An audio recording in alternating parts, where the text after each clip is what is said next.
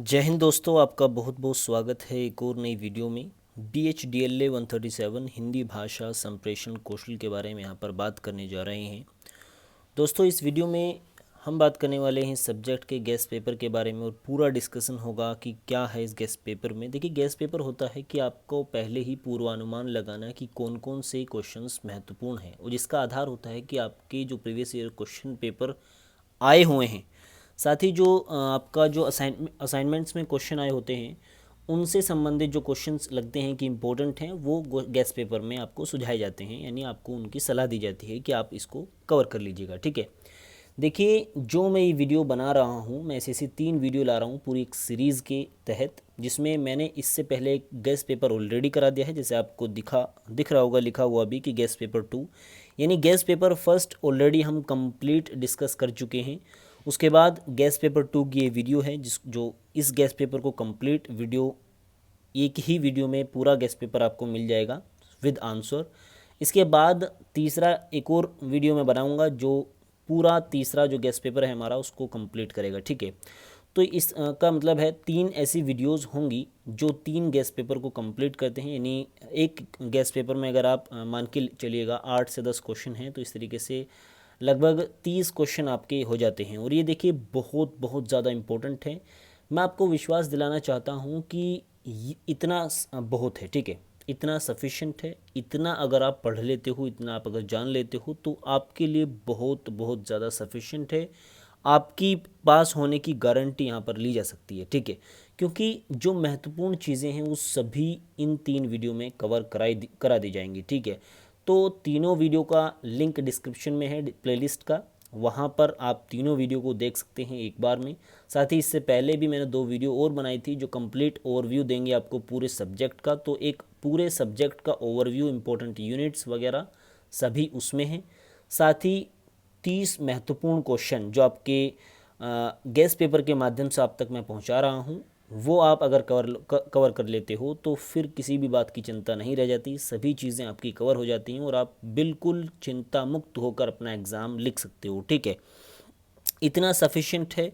मैं दोबारा कह रहा हूँ कि आपको इतना देखना बहुत सफिशिएंट है। ठीक है, ये 3 वीडियो ज़रूर से देख लीजिएगा, तीनों वीडियो बहुत बहुत ज़्यादा इंपॉर्टेंट है।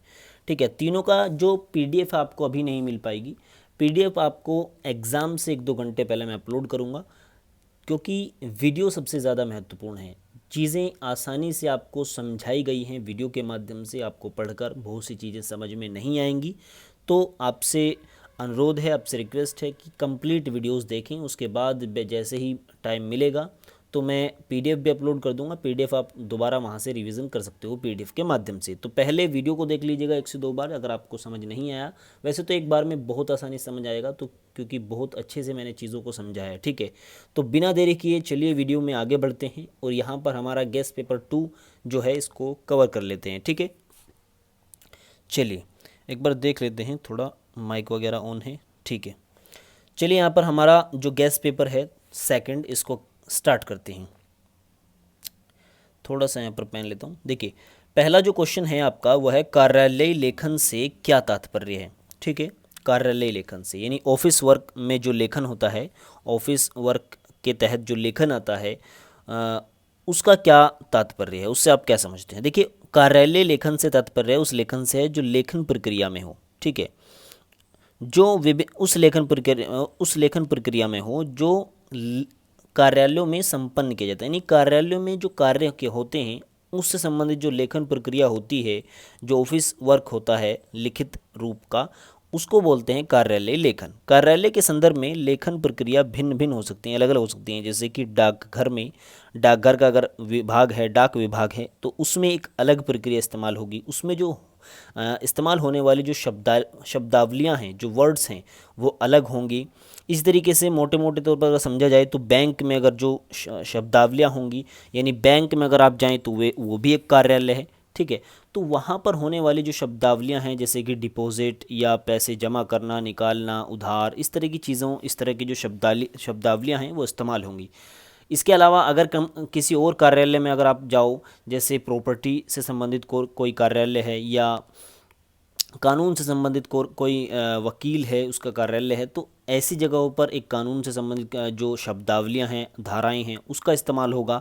यानी कहने का मतलब ये है, अलग अलग कार्यालयों में जो शैली है, जो एक तरीके सा पैटर्न है लिखित रूप का, वो अलग अलग होता है। सब जगह अलग अलग शब्दावलियां होती हैं। कहीं ऐसा होता है कि एक कार्यालय में किसी स्पेशल वर्ड का इस्तेमाल किसी अलग चीज़ के लिए हो रहा है, लेकिन अगर दूसरे कार्यालय में, अगर दूसरी लाइन में जाएं तो उसी शब्द का इस्तेमाल अलग चीज़ के लिए इस्तेमाल हो रहा है। बहुत से ऐसे वर्ड्स होते हैं, अभी तो मैं फ़िलहाल रिकॉल नहीं कर पा रहा हूँ, बाकी बहुत सारे ऐसे शब्द होते हैं। ठीक है, चलिए इसी में आगे बढ़ते हैं। सरकारी उपक्रमों में अपेक्षाकृत अधिक स्वायत्तता होती है, अतः लेखन प्रक्रिया भिन्न हो जाएगी। आकाशवाणी दूरदर्शन में जैसे आपने देखा होता है, ये वही सब चीज़ें हैं कि आकाशवाणी दूरदर्शन में एक अलग सूचना से संबंधित चीज़ें होंगी, डाकघर में अलग चीज़ें होंगी, तो ये सब चीज़ें हैं। ठीक है, कार्यालय में प्राप्त आदेशों परिपत्रों का रजिस्टर बनाया जाता है, जिसकी जानकारी रहनी चाहिए। यानी जो भी जानकारी लिखित रूप में वहाँ पर होगी या भेजी जाएगी, तो उसका एक पूरा रजिस्टर होगा जिसमें क्या जानकारी दूसरे क्षेत्रों से, दूसरी जगह से आई है, क्या जानकारी हमने भेजी है, सभी चीज़ें उनका रजिस्टर में होता है। आजकल तो ये सब चीज़ें कंप्यूटर में होती हैं, बहुत सी जगह रजिस्टर्ड में भी होती हैं। ठीक है, चलिए आगे जो अगला क्वेश्चन है, संप्रेषण के सिद्धांत से संबंधित है। ठीक है, देखिए संप्रेषण से सिद्धांत क्या है। कोई भी व्यक्ति अपने विचारों, भावना या किसी संप्रत्य को किसी दूसरे व्यक्ति से व्यक्त करता है। यानी कोई भी व्यक्ति जब अपने विचारों को, अपनी भावनाओं को दूसरे व्यक्ति से कहता है, उसको उसके सामने प्रस्तुत करता है, व्यक्त करता है, अतः संप्रेषण द्विपक्षीय है। ठीक है, यानी इसका मतलब ये है कि जब हम बातचीत करते हैं, देखिए संप्रेषण क्या है, दो पक्ष है। आप खुद से तो बात नहीं कर सकते, आप खुद को तो लेटर नहीं लिख सकते, आप खुद को तो लिखित रूप में कुछ लिख कर नहीं बोल सकते। ठीक है, या आप बोल रहे हो, कह रहे हो, सुन रहे हो। देखिए कोई भी जब कम्युनिकेशन होगा तो दो पक्ष के बीच में होगा। आप कहोगे, यानी जैसे मैं कह रहा हूँ, मैं बोल रहा हूँ, आप समझ रहे हो। ठीक है, यानी दो पक्ष हैं हम, एक आप और एक मैं, तो कहीं ना कहीं यहाँ पर एक इतना स्पष्ट है। ठीक है, इसी में आगे देखते हैं संप्रेषण के सिद्धांत क्या क्या हैं। एक तो सजगता होती है। ठीक है, संप्रेषण के सिद्धांत से मतलब ये है कि दो पक्ष जो संप्रेषण है, उसमें क्या क्या ऐसी चीज़ें हैं जो आपको याद रखने योग्य हैं, जो आपको माइंड में रखनी चाहिए, जो जिससे एक संप्रेषण अच्छा एक और कंप्लीट होता है। एक अच्छा संप्रेषण होने के क्या क्या सिद्धांत हैं, क्या क्या चीज़ें उसमें होनी चाहिए।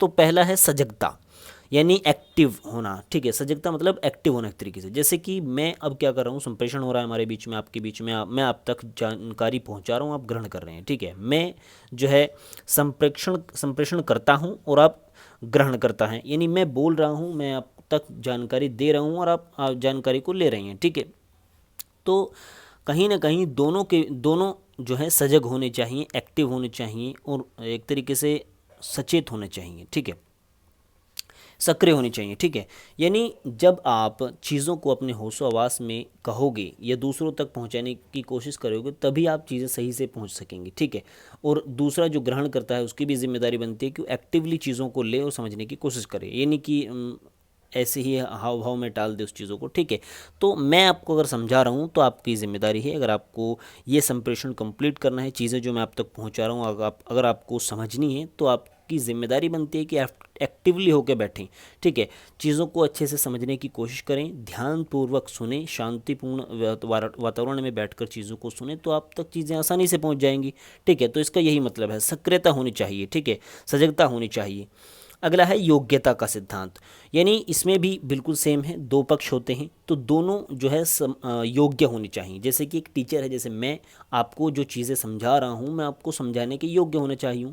ऐसा नहीं है कि मैं खुद 8वीं क्लास का छात्र हूँ, या एक व्यक्ति है जो 8वीं क्लास का छात्र है और 12वीं क्लास के छात्र को समझाना चाह रहा है, तो वो नहीं समझा पाएगा उस लेवल की चीज़ें। ठीक है, हालांकि वो चीज़ें, मान लो कोई चीज़ें समझाने में सक्षम है तो वो छोटे लेवल की चीज़ें समझा सकता है, लेकिन हाई लेवल या ग्रेजुएटेड लेवल स्टूडेंट्स को नहीं समझा सकता। ठीक है, तो मैं आपको समझाने के योग्य होना चाहिए।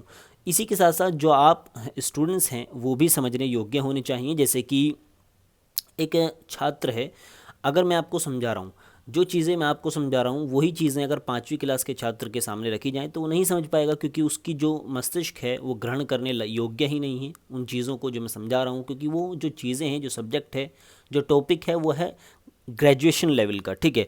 तो ग्रेजुएशन लेवल का जो स्टूडेंट होगा वही उस चीज़ को समझ पाने के योग्य होगा, ठीक है। तो योग्यता दोनों तरफ होनी चाहिए, समझाने वाले में, कहने वाले में, बोलने वाले में भी, यानी संप्रेषणकर्ता में भी और ग्रहणकर्ता में भी, दोनों तरफ योग्यता होनी चाहिए। अगला है सहभागिता का सिद्धांत। दोनों सहभागी होने चाहिए, दोनों एक दूसरे को बढ़ावा दें, ठीक है। इसी के अलावा उचित सामग्री का सिद्धांत है।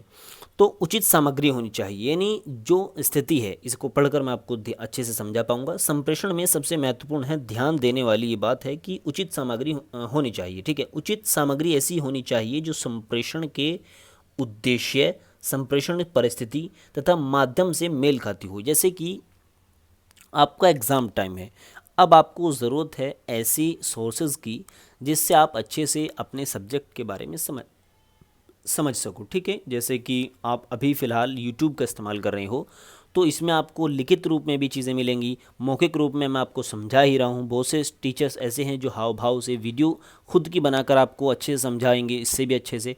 तो कहीं ना कहीं ये आपके सब्जेक्ट से, आपकी परिस्थिति से मेल खाता है। ऐसे में अगर आप कॉल कर मुझे कहें कि आप मुझे संप्रेषण समझा दीजिए, संप्रेषण की क्या महत्व है, इस तरीके की चीज़ों को समझा दीजिए, कॉल पे समझाना मुश्किल होगा कहीं ना कहीं, क्योंकि लिखित रूप में जब चीज़ें होती, या कॉल पर एक तरीके से हो सकता है समझा भी पाऊँ। आप कहो कि हाव भाव वाली भाषा से या आंगिक भाषा से, जैसे हमने ऊपर पढ़ा, पिछली वीडियो में हमने आंगिक भाषा को समझा था, हाव भाव की भाषा को समझा था। तो कहीं ना कहीं अगर आप कहो कि उस भाषा से सर मुझे समझा दीजिए, तो मैं समझाने में योग्य नहीं होऊंगा और आप भी उसको समझ नहीं पाओगे, क्योंकि वो परिस्थिति से मेल नहीं खाता, ठीक है। चीज़ों को आपको या मैं आपको वाक्यों के रूप में इसको समझाऊं। जैसे मुझे आप कोई एक टॉपिक बोलो, जैसे कि लिखित संप्रेषण क्या है, और सिर्फ मुझे एक वाक्य बोलना हो उसके बारे में, तो एक वाक्य में उसको समझाना संभव नहीं है, क्योंकि एक्सप्लेन में जब चीज़ें आपको मिलेंगी तभी आप एक्सप्लेन कर कर उसको लिख पाओगे। तो यहाँ पर जो यूट्यूब पर आपको सामग्री दी जा रही है और पढ़ाया जा रहा है, वो दोनों आपकी जो स्थिति है उससे मेल खाता है, जो परिस्थिति है उससे मेल खाता है, और आपकी डिमांड के अनुसार ही ये सामग्री है।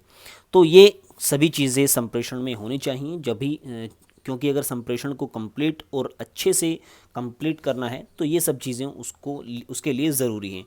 इसी में आगे बढ़ते हैं। अगला जो हमारा क्वेश्चन है वो है, लिखित संप्रेषण का आशय स्पष्ट करते हुए बताइए कि उसमें किन बातों का ध्यान रखा जाना चाहिए। लिखित संप्रेषण यहाँ पर बताया गया है, देखिए, चलिए देख लेते हैं लिखित संप्रेषण क्या है। तो लिखित संप्रेषण हम बोलकर और देखकर तो संप्रेषण करते ही हैं, लिखकर भी हम संप्रेषण करते हैं, दूसरों तक अपनी चीज़ें पहुंचाते हैं। जैसे हमने ऊपर पढ़ा था, लेटर के द्वारा या चीज़ों को लिखकर बहुत बार हम चीज़ें एक स्थान से दूसरे स्थान तक, या एक व्यक्ति से दूसरे व्यक्ति तक, या बहुत से व्यक्तियों तक पहुँचाते हैं, यानी अपनी बात दूसरों तक पहुँचाते हैं। सिर्फ इतना समझिए, लिखकर। आप पत्र लिखकर अपनी बात दूसरों तक पहुँचाते हैं। कहानी, कविताएं, नाटक, उपन्यास आदि लिखकर लेखक जो है पाठक तक चीज़ें पहुंचाता है। लिखना एक कला है, ठीक है। योजनाबद्ध ढंग से लिखकर आप अपनी बात सही ढंग से संप्रेषित कर सकते हैं, यानी जो आप चीज़ें पहुंचाना चाहते हैं, जो जानकारी, जो सूचना आप देना चाहते हैं, अगर उसमें आपने सही ढंग से चीज़ों का या योजनाबद्ध तरीके का इस्तेमाल नहीं किया है, तो कहीं ना कहीं जो आप समझाना चाहते हैं वो आप नहीं समझा पाएंगे पाठक को, ये जो पढ़ने वाला है उसको। तो लिखित रूप में कौन सी ऐसी चीज़ें होनी चाहिए, ध्यान रखने वाली चीज़ें होनी चाहिए जो कहीं ना कहीं महत्वपूर्ण हो, और लिखते टाइम जो राइटर है उसको याद होनी चाहिए चीज़ें कि क्या वो लिख रहा है, ठीक है, साथ ही क्यों लिख रहा है, कैसे लिख रहा है। इस तरह की चीज़ें हैं, ऐसी हैं जो लिखते टाइम उसे याद होनी चाहिए, जिससे जो पाठक है, जो उसको पढ़ेगा, वो भी अच्छे से उसको समझ सके। किसी भी प्रकार का लेखन करने के लिए 5 बातों का ध्यान रखना चाहिए। यहाँ पर देखिए पूछा गया था कि लिखित संप्रेषण से क्या आशय है, तो लिखित संप्रेषण हमने ऑलरेडी जान लिया है। अब यहाँ पर अगले फेज़ में बढ़ रहे हैं हम क्वेश्चन की, कि लिखित जब संप्रेषण होता है तो किन किन बातों का हमें ध्यान रखना चाहिए। तो यहाँ पर 5 बातें हमने अभी भी पढ़ी हैं, जो कि है क्या, क्यों, कौन, कब, कैसे, ठीक है। क्या, क्यों, कौन, कब, कैसे, इन WH फैमिली वर्ड जो आपने पढ़े हैं उनमें से ही ये क्या, क्यों, कब, क्या, क्यों, कब, कौन, कैसे, ठीक है। कहाँ नहीं है इसमें, क्या, क्यों, कौन, कब, कैसे, इसका याद रखिएगा। चलिए आगे बढ़ते हैं। इसमें क्या क्या है, इसमें देखिए, क्या से मतलब है कि लिखते समय जो लिखने वाला है, जो राइटर है, उसको ये ध्यान रखना चाहिए कि आपका संदेश क्या है, यानी जो आप चीज़ लिख रहे हो वो क्या है। पत्र है, रिपोर्ट है, या टिप्पणी है कोई, या लेख है, कहानी है, उपन्यास है, क्या है वो, ठीक है। उसको सबसे पहले ये निर्धारित कर लेना चाहिए कि वो क्या लिखने बैठा है, ठीक है। उसके बाद है क्यों। विषय उसका जानना ज़रूरी है कि वो क्यों लिख रहा है, क्या उद्देश्य है उसका, लिखने का क्या है। यानी पत्र अगर लिख रहा है तो कोई कुछ ना कुछ जानकारी अपने पिता तक, अपनी माता तक, अपने बहन भाई, अपने दोस्तों तक पहुंचा रहा है, सगे संबंधियों तक पहुंचा रहा है, या कोई अगर ऑफिशियल पत्र लिख रहा है तो किसी कार्यालय में अगर देना है उसको, तो कहीं ना कहीं वो किसी सूचना को अपने संबंधित कोई समस्या है उसको उजागर करना चाह रहा है अपने संबंधित अधिकारियों या जो अधिकारी हैं उन तक वो जानकारी पहुंचाना चाह रहा है।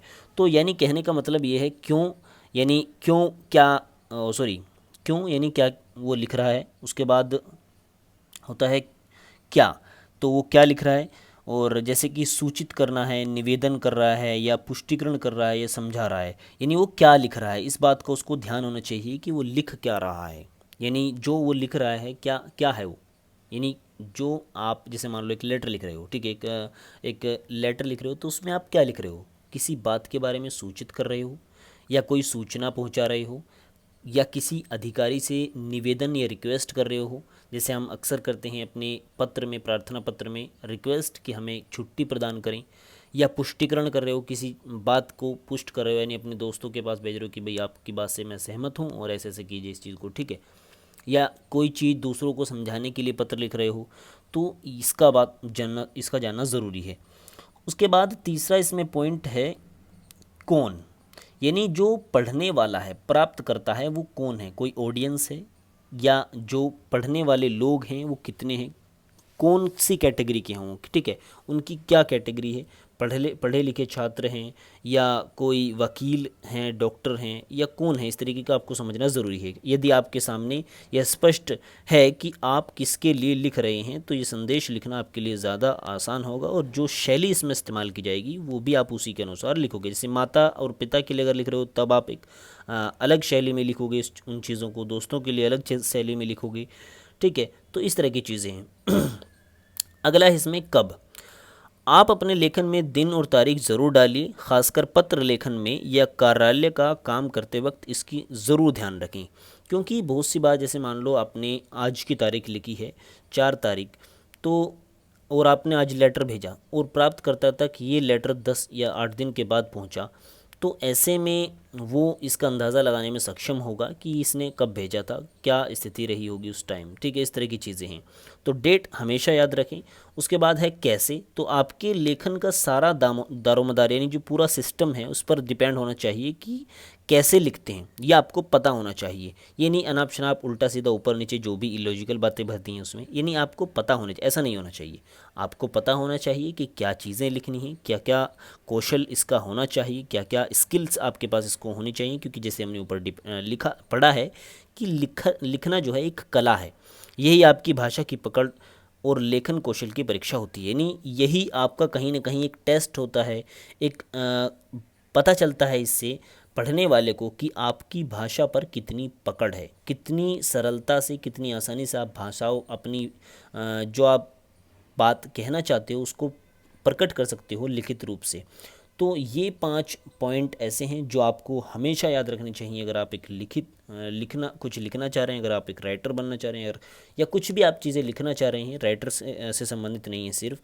अगर आप एक पत्र अपने संबंधित अधिकारी, किसी जिला अधिकारी को कोई सूचना पहुंचाना चाहते हैं, कोई समस्या है उसको, उसके समाधान के लिए आप जानकारी उस तक पहुंचाना चाहते हैं, कोई रिक्वेस्ट कर रही हैं, तब भी आपको इन चीज़ों की ज़रूरत पड़ेगी डेली लाइफ में भी। तो इन सभी चीज़ों को ध्यान रखिएगा।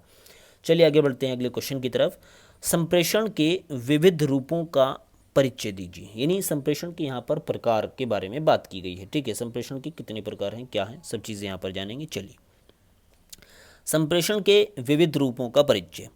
प्राणी जगत के विकास के साथ साथ संप्रेषण के अनेक रूप विकसित हुए, विशेष तौर पर भाषा के विकास से, जिसमें उच्चारित एवं लिखित भाषा जो अपनी चित्र शैली से होती हुई कंप्यूटर तक पहुंची है।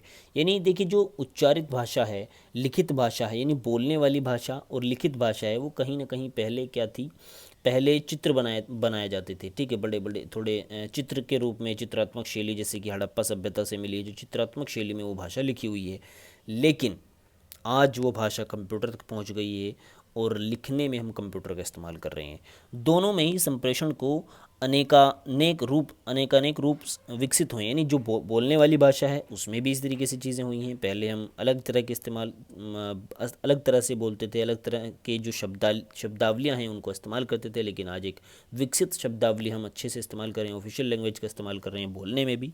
यहाँ हम इस चर्चा को जीवन व्यवहार के अत्यंत सामान्य एवं मूलभूत संप्रेषण के रूप में चर्चा तक ही सीमित रखेंगे। तो ये इतना बहुत है। देखिए, अब मेन पॉइंट पर आते हैं कि संप्रेषण के प्रकार कितने हैं, इन कितने प्रकार के संप्रेषण हो सकता है।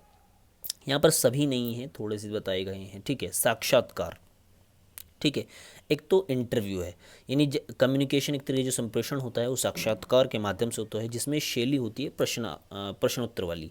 यानी एक पक्ष जिसमें सवाल पूछेगा, दूसरा पक्ष सवाल का जवाब देगा। ठीक है, तो एक ये माध्यम होता है संप्रेषण का, एक ये प्रकार होता है। दूसरा होता है संवाद, जिसमें कम्युनिकेशन करते हैं, हम बातचीत करते हैं। साक्षात्कार के समान संवाद का भी मानव जीवन में व्यापक स्थान है। व्यावहारिक जीवन से लेकर साहित्यिक विधाओं तक में संवाद के कई रूप उभर कर सामने। देखिए, संवाद क्या है? जो बातचीत हम करते हैं वो संवाद ही है, कम्युनिकेशन जो हम करते हैं वो संवाद ही है।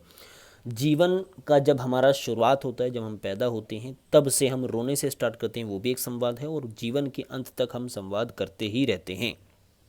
तो ये संवाद है, यानी बातचीत जो करते हैं हाव भाव से या किसी भी तरीके से कम्युनिकेशन को हम संवाद बोलते हैं।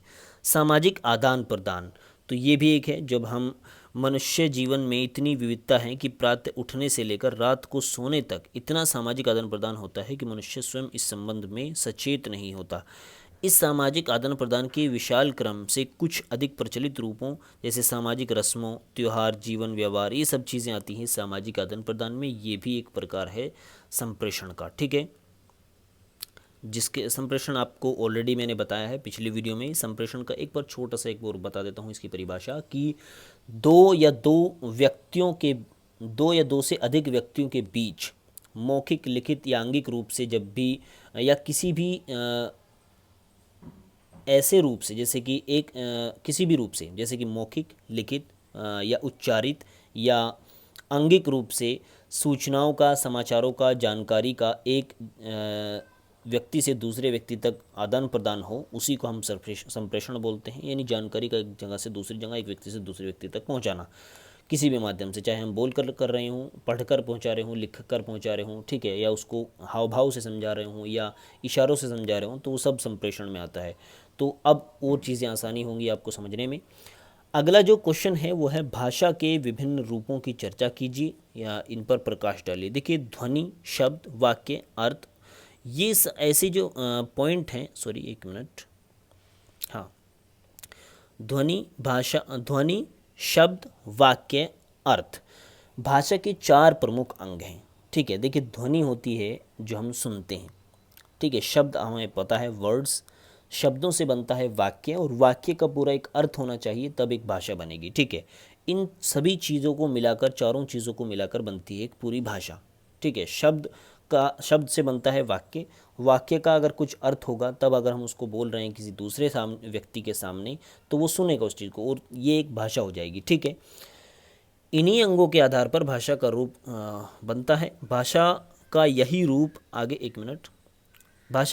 रूप आगे चलकर हमारे सामने 2 रूपों में आता है। एक तो लिखित भाषा होती है और एक होती है उच्चारित, यानी पढ़ने वाली भाषा। ठीक है, लिखित भाषा को देख लेते हैं।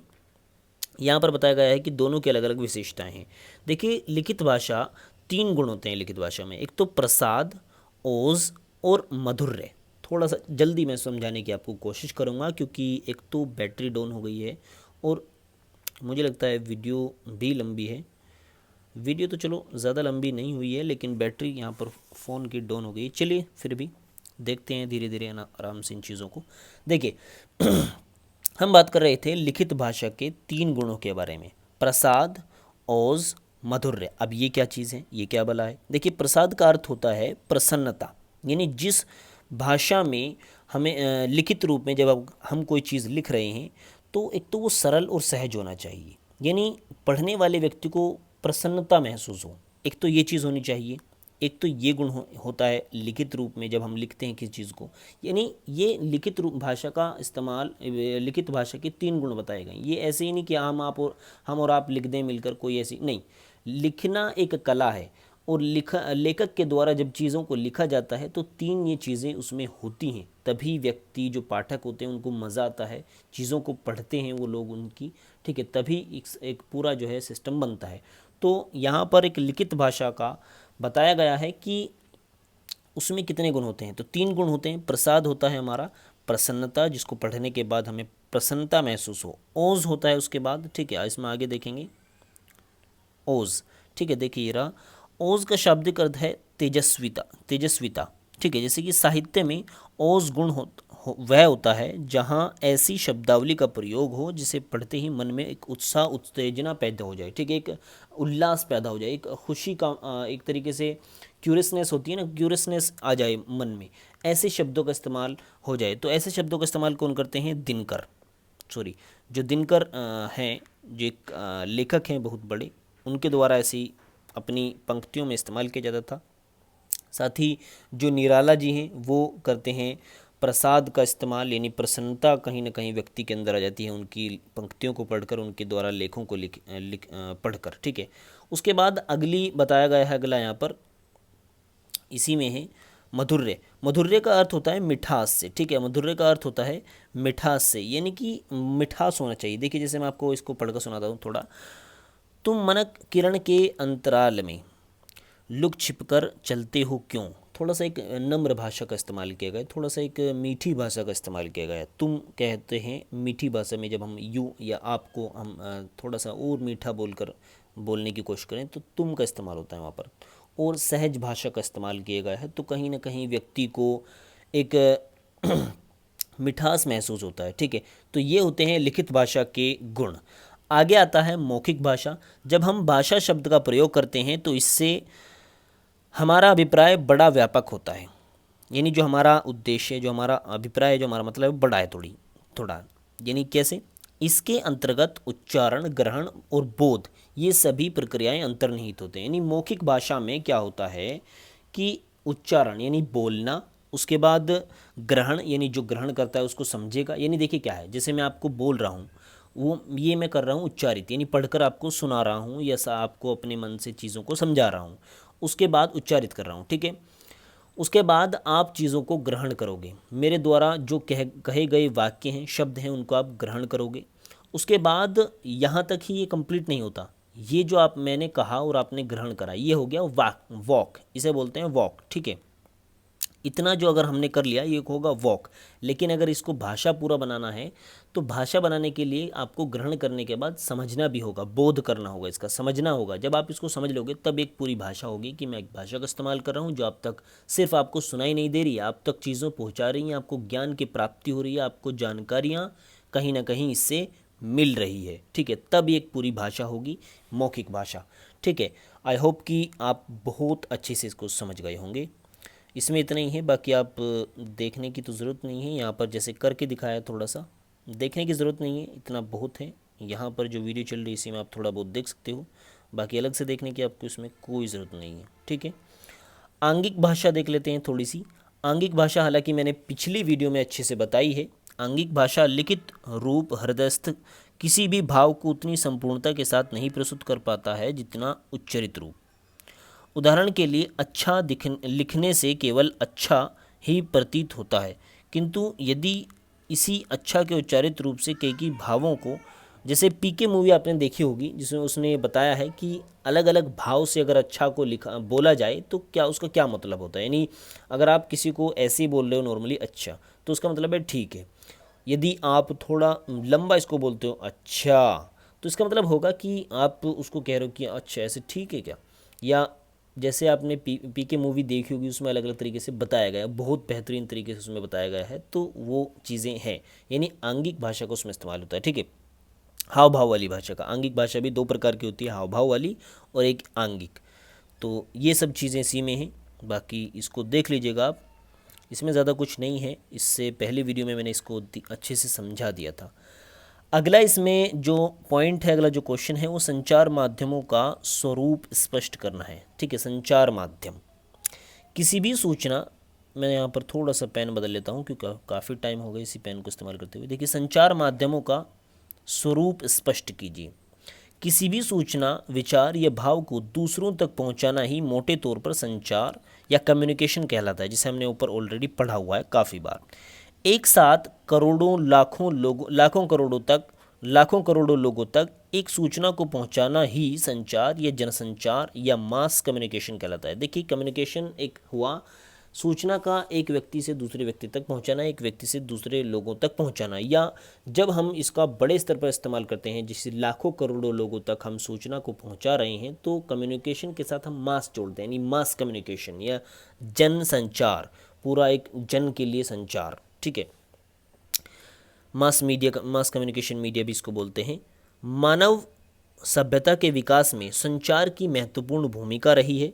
ठीक है, मानव सभ्यता के विकास में संचार की जो भूमिका है वो बहुत ज़्यादा महत्वपूर्ण रही है, जैसे कि आप सभी को पता है आज कितनी महत्वपूर्ण है, क्या क्या जो सूचना के माध्यम हम इस्तेमाल कर रहे हैं कितने महत्वपूर्ण हैं। फ़ोन से लेकर वीडियो कॉल या मैसेज या जो अब आप पढ़ रहे हो ये भी एक संचार का माध्यम है। टीवी, न्यूज़पेपर, इन सभी का आप जानते ही हैं बहुत अच्छे से। ठीक है, वैसे तो सभ्यता के विकास के साथ ही मनुष्य किसी न किसी रूप में संचार करता रहा है। जैसे जैसे ऐसा नहीं है कि पुराने समय में संचार नहीं होते थे लेटर के द्वारा। ठीक है, पत्र लिखे जाते थे, साथ ही डाक टेलीग्राम के माध्यम से पत्र लिखे भेजे जाते थे। ठीक है, साथ ही और भी बहुत से माध्यम थे, न्यूज़ के जो न्यूज़पेपर होते हैं उनके माध्यम से सिर्फ, लेकिन धीरे धीरे इसका विकास हुआ है। ठीक है, इसके बारे में जो जानकारी वो बढ़ी है, इसके जो डिवाइसेस हैं उनका विकास हुआ है।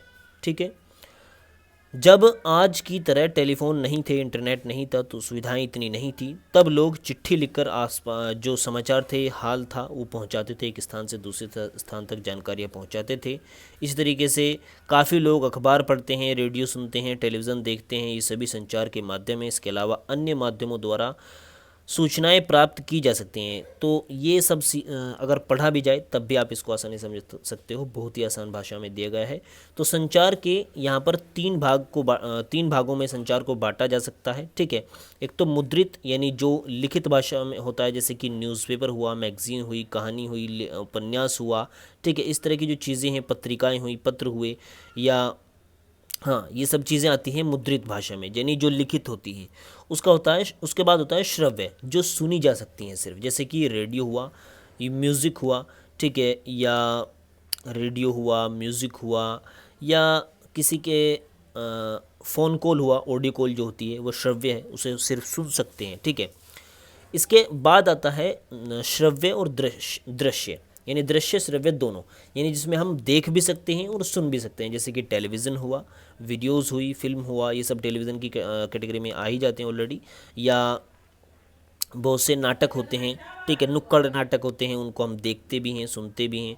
ठीक है, इसके अलावा और भी चीज़ें इसमें हो सकती हैं। ठीक है, तो इतना बहुत है।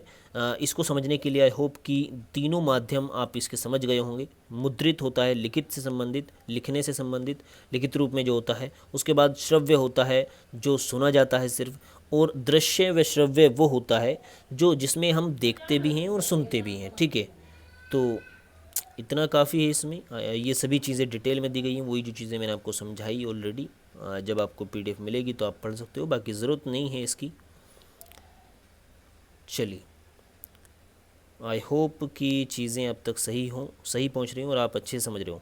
देखिए, अगला इसका माध्यम है, नए जो माध्यम है वो अब आ रहे हैं, नए संचार माध्यम। कौन कौन से नए संचार माध्यम आपको पता है ऑलरेडी।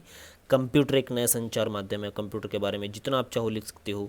ठीक है, हम कंप्यूटर का इस्तेमाल कहाँ कहाँ होता है। ठीक है, इंटरनेट का इस्तेमाल आप लिख सकते हो, बहुत ज़्यादा हो रहा है आज के टाइम में, तो जिस चीज़ का आप इस्तेमाल करो उसके बारे में आप जितना चाहो लिख सकते हो। मोबाइल फ़ोन का इस्तेमाल हो रहा है, ये एक जनसंचार का माध्यम है। तो इतना आपका बहुत है, बहुत कम जो है अच्छी जानकारी थी, बहुत इम्पोर्टेंट टॉपिक से इम्पोर्टेंट क्वेश्चंस थे। आई होप कि सभी चीज़ें आप अच्छे से समझ गए होंगे। अगला क्वेश्चन है, अगला गेस्ट पेपर जो है आपका, इसको हम अगले वीडियो में कवर करेंगे। इससे पहले मैंने ऑलरेडी एक वीडियो बनाई है जिसमें पहले भी मैंने एक गेस्ट पेपर को कराया है। इससे जस्ट पहले जो वीडियो है उसमें मैंने पहले गेस्ट पेपर को कवर कराया है, इसमें दूसरा गेस्ट पेपर लिया है, और अगले वीडियो में जो मैं बनाऊंगा वो तीसरा गेस्ट पेपर हम कवर करेंगे। इससे पहले मैंने इन तीनों वीडियो से पहले भी मैंने 2 वीडियो बनाई हैं जो पूरा ओवरव्यू देंगी आपको सब्जेक्ट के बारे में। तो कहने का मतलब ये है कि मैं आपको गारंटी दिला सकता हूँ, आपको पूरा विश्वास दिला सकता हूँ कि अगर तीनों गैस पेपर आप अच्छे से देखकर यहाँ पर वीडियो को पढ़ लेते हैं तो इतना सफिशिएंट है आपके एग्ज़ाम में आपके पास होने के लिए। ठीक है, तो वीडियो को लास्ट तक देखने के लिए बहुत बहुत धन्यवाद। सभी ज़रूरी स्टूडेंट्स तक जिनको एग्ज़ाम है, जिनके प्रिपरेशन अच्छे से नहीं है, उन तक प्लीज़ ये वीडियो ज़रूर से पहुंचाएं। मिलते हैं अगले वीडियो में, तब तक के लिए goodbye. Thanks for watching this video.